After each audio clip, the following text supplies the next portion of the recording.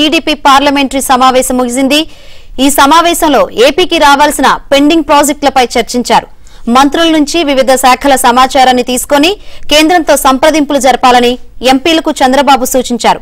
అవసరాన్ని బట్టి రాష్ట్ర మంత్రుల్ని వెంటబెట్టుకుని కేంద్ర మంత్రుల్ని కలవాలన్నారు. రాష్ట్ర అభివృద్ధి ప్రధాన ఎజెండాగా ఎంపీలు పోటీపడి పనిచేయాలని ఆయన తెలిపారు.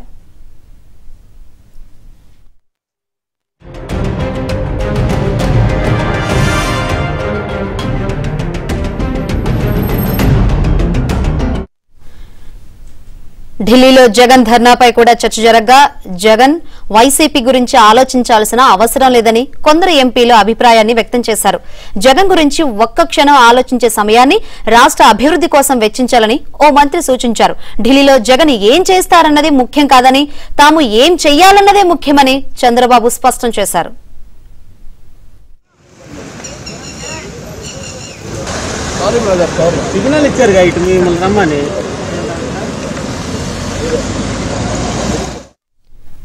రైట్.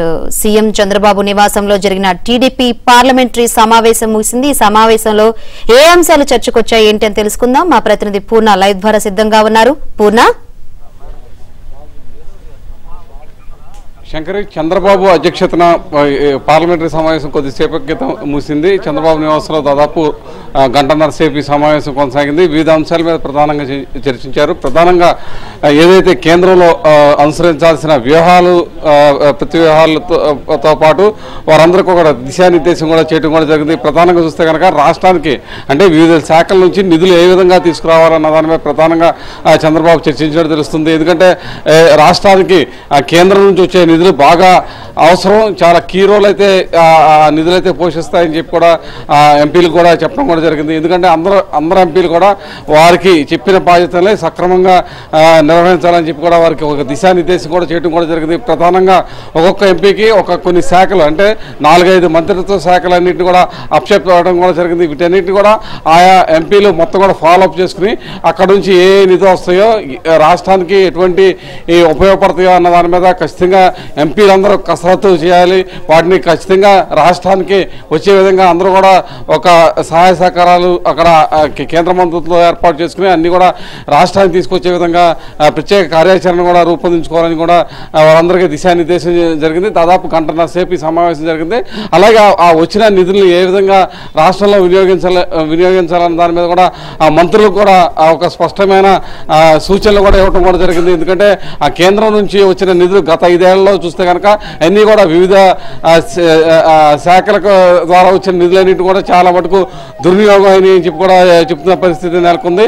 అయితే ఈ నిధులు ఈసారి మాత్రం అటువంటి పరిస్థితులు ఏవి కూడా అవ్వకుండా అంటే దుర్వినియోగం కాకుండా సక్రమంగా వినియోగించే విధంగా మొత్తం కూడా ఒక రూట్ మ్యాప్ కూడా ఏర్పాటు చేసుకోవాలని చెప్పి కూడా ఎంపీలు కూడా చెప్పడం జరిగింది. ఆ నిధులని అక్కడి నుంచి సక్రమంగా తీసుకురావడంలో ఎంపీలు ఒక ప్రధాన భూమిక పోషించాలని చెప్పి కూడా చంద్రబాబు వారికి దిశానిర్దేశం కూడా చేయడం జరిగింది.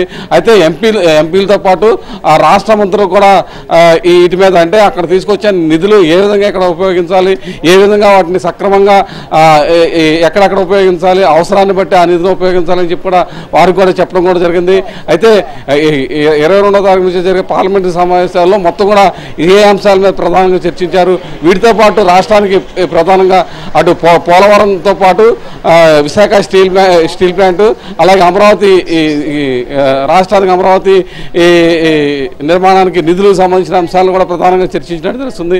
అయితే ఎన్నిటికి సంబంధించిన వివరాలు మరి కొద్దిసేపట్లో విలేకరుల సమావేశం ద్వారా మంత్రులు అలాగే ఎంపీలు కూడా తెలియజేసే అవకాశం ఉంది. Right, thank you Purna.